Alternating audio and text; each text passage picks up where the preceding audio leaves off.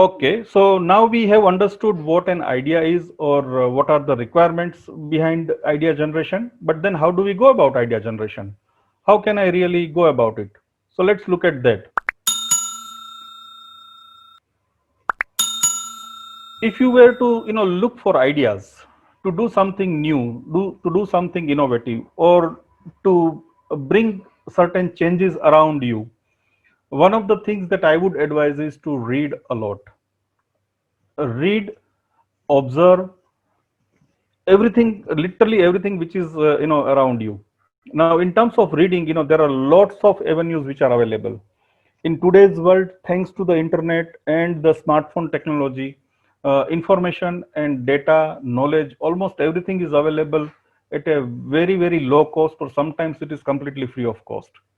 You should be spending a lot of time in reading and developing your ideas in the areas of your interest. So first thing that you need to do is to figure out what your passion is. What is it, something that is really pulling you consistently towards a particular thing or particular area of interest, and you should then start developing your reading habit.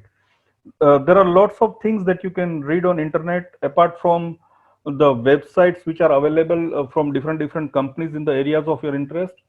Thankfully there are a lot of people, the bloggers who are writing, they keep on writing tons of articles almost every day, and that can also be a great source of your information. The more you read, the more clarity you get in your head. It is purely because you are absorbing the knowledge, and then you are not just absorbing the knowledge, but you are giving it a direction based on your internal intellect. So combination of the knowledge which you have absorbed from outside world and the intellect which is sitting here, you probably will be able to completely define a new perspective, and that's where the idea gets generated.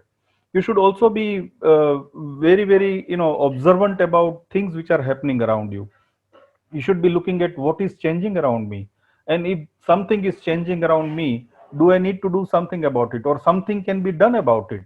Once you just hit this thought that whether something can be done about it, probably it is just a small seed that you have sowed in your head, and then from that point onwards you can use different techniques, and we are going to talk about some of those techniques very shortly. And then that idea gets developed further. So reading and observing is something that you can do a lot. And you are at an age, most of you who are listening to this are students, and I strongly encourage and also recommend you to really spend your time and develop a habit of reading. Nowadays you also get lots of audiobooks also in a audio format. So if you are traveling, let's say you are traveling 2 hours in a bus or in a different vehicle, you get a time where you have absolutely nothing to do. Just plug in your smartphone and get hold of a mobile application which offers the audible books, and that way you can start enhancing your knowledge. Um to tell you about audible books, last year I developed this habit, and I moved away from reading the paper book. I have moved away to listening to the audiobooks, and I'm really proud to say at this age also, with lots of experience baking around me, and I have really seen almost half of the globe, but I'm still very very ardent reader, and in last 1 year I have completed about 26 audiobooks. Of course all those audiobooks are related to my profession, which is business coaching, about businesses, various topics related to businesses, but I keep doing this. So if this is something which is kind of motivating you or encouraging you, please take it from me. The more you read, the better you will become. Every book that you complete makes a small percentage change in your characteristics. It develops your personality, it enhances your personality. So reading is a beautiful habit, and you must indulge into that. And this is something that you can carry on, this habit you can carry on for your life. The next thing that you can do to idea generation, or the next avenue from where ideas get generated, is the trends and the current affairs. Talking about the trends, there are significantly life changing events which are happening around us, and that happens every now and then.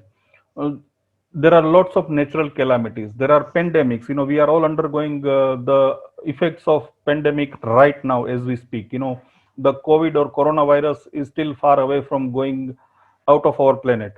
And almost 90% of the population of the world and almost every country's economy is affected because of this. Yes, it's a negative event. Even natural calamity also is a negative event, but these are the things which also opens up doors for new ideas, because something which has already changed, again it requires a response to that change, like we discussed in the previous slide. There are government regulations which are changing. If we are living in a country, a highly populous country or a highly diverse country like India, our parliament or legislators are making lots of policy changes. They are coming out with lots of different regulations. And this is also kind of an evolution process. Our constitution, of course, it was written once, but then there are so many different laws and acts which are undergoing different changes, and that is opening up the doors for new ideas, because every change requires a response to make the situation more favorable. This is something that you have to really fix it in your hand.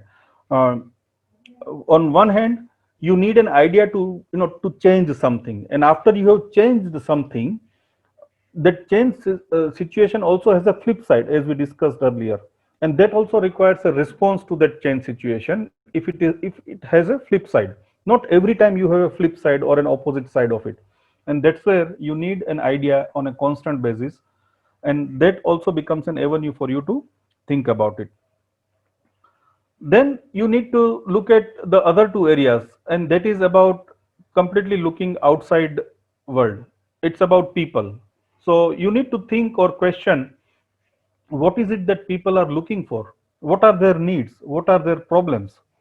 It is not always the problem, by the way. The problem and the need here, I'm making it interchangeable. Problem is something with which people are really struggling, and they are kind of stuck, they are not able to progress, or they that is something which is really bothering them, or like I have mentioned in the fourth area, which is what is troubling them.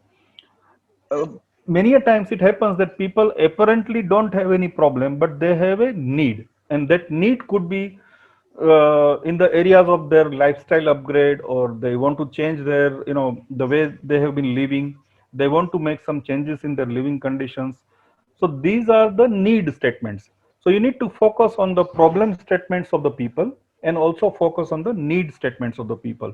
And when you start looking at very closely, probably that becomes the source of your inspiration to generate an idea.